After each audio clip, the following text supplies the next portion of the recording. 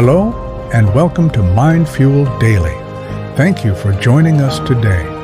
In this video, we'll be exploring Chapter 3 of Napoleon Hill's classic masterpiece, Think and Grow Rich, which focuses on the power of faith. Napoleon Hill introduces this chapter as the second step toward riches.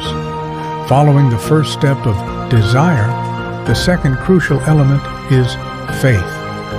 Why is faith so vital in achieving success and wealth? Let's dive deep into this powerful concept and discover its transformative potential. Part 1. The definition and importance of faith. Napoleon Hill defines faith as the head chemist of the mind. When faith is blended with the vibration of thought, the subconscious mind instantly picks up this vibration, translates it into its spiritual equivalent, and transmits it to infinite intelligence, similar to the process of prayer. According to Hill, the emotions of faith, love, and sex are the most powerful of all major positive emotions. When these three are blended, they have the effect of coloring the vibration of thought in such a way that it instantly reaches the subconscious mind, where it is transformed into its spiritual equivalent, the only form that induces a response from infinite intelligence. Hill emphasizes faith is the starting point of all accumulation of riches. Faith is the basis of all miracles and mysteries that cannot be analyzed by the rules of science. Faith is the only known antidote for failure. So how can we develop this powerful force? Hill explains that faith is a state of mind which may be induced or created through affirmation or repeated instructions to the subconscious mind through the principle of auto-suggestion. Part 2. How to develop faith. Faith is a state of mind that you can develop at will. However, the method of developing faith where it does not already exist is extremely difficult to describe, almost as difficult as describing the color red to a person who has been blind from birth. Hill states that repetition of affirmations to your subconscious mind is the only known method of voluntary development of the emotion of faith. This is similar to how people sometimes become criminals. At first, they abhor crime, but after remaining in contact with it long enough, they eventually embrace it and become influenced by it. Similarly, any thought impulse that is repeatedly passed on to the subconscious mind is eventually accepted and acted upon. The subconscious mind then proceeds to translate that impulse into its physical equivalent by the most practical procedure available. Hill emphasizes all thoughts which have been emotionalized, given feeling, and mixed with faith begin immediately to translate themselves into their physical equivalent or counterpart. The emotions, or the feeling portion of thoughts, are the factors that give thoughts vitality, life, and action. When the emotions of faith, love, and sex are mixed with any thought impulse, they give it greater action than any of these emotions can do singly. Part 3. The relationship between faith and the subconscious mind. Our subconscious mind translates into physical form all thoughts, regardless of whether they are positive or negative. This explains the strange phenomenon of misfortune or bad luck that so many people experience. Millions believe themselves doomed to poverty and failure because of some strange force over which they believe they have no control. They are actually the creators of their own misfortunes because of this negative belief, which is picked up by the subconscious mind and translated into its physical equivalent. It's possible to deceive your subconscious mind. When giving it instructions through auto-suggestion, conduct yourself as if you were already in possession of the material thing you are demanding. The subconscious mind will transmute into its physical equivalent by the most direct and practical means available, any order given to it in a state of belief or faith that the order will be carried out. Part 4. The Self-Confidence Formula and its application.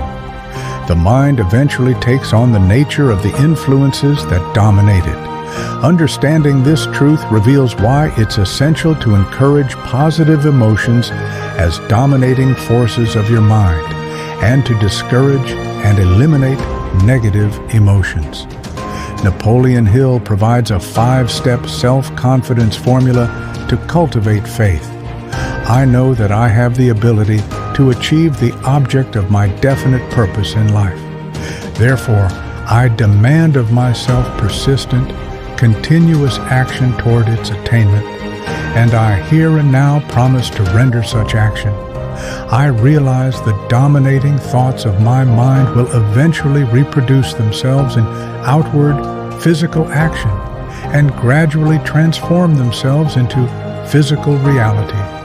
Therefore, I will concentrate my thoughts for 30 minutes daily upon the task of thinking of the person I intend to become, thereby creating in my mind a clear mental picture of that person. I know through the principle of auto-suggestion, any desire that I persistently hold in my mind will eventually seek expression through some practical means of attaining the object back of it. Therefore, I will devote 10 minutes daily to demanding of myself the development of self-confidence. I have clearly written down a description of my definite chief aim in life, and I will never stop trying until I shall have developed sufficient self-confidence for its attainment. I fully realize that no wealth or position can long endure unless built upon truth and justice. Therefore, I will engage in no transaction which does not benefit all whom it affects. I will succeed by attracting to myself the forces I wish to use and the cooperation of other people. I will induce others to serve me because of my willingness to serve others. I will eliminate hatred, envy, jealousy, selfishness, and cynicism by developing love for all humanity, because I know that a negative attitude toward others can never bring me success. I will cause others to believe in me because I will believe in them and in myself. Sign your name to this formula, commit it to memory, and repeat it aloud once a day with full faith that it will gradually influence your thoughts and actions. Part 5. Real-life examples of faith in action. If you seek evidence of the power of faith, study the achievements of those who have employed it. Napoleon Hill presents several impressive cases. Mahatma Gandhi.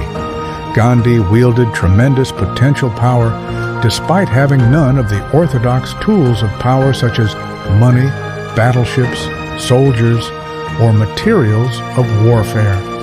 He created this power through his understanding of the principle of faith and his ability to transplant that faith into the minds of 200 million people. Through the influence of faith, Gandhi accomplished what the strongest military power on earth could not do: the birth of United States Steel. The United States Steel Corporation, born in the mind of Charles M. Schwab, offers a perfect illustration of how desire can be transmuted into its physical equivalent.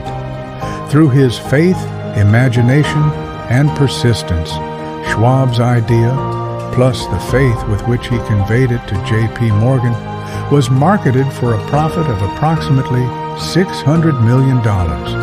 Abraham Lincoln. Lincoln was a failure at almost everything he tried until he was well past the age of 40.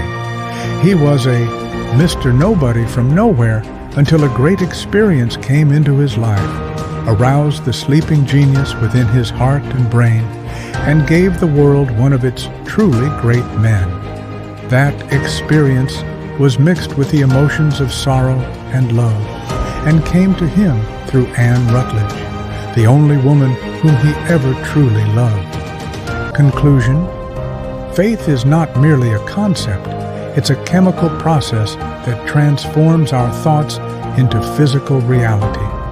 Faith is the starting point of all accumulation of riches and the basis of all miracles and mysteries that science cannot explain.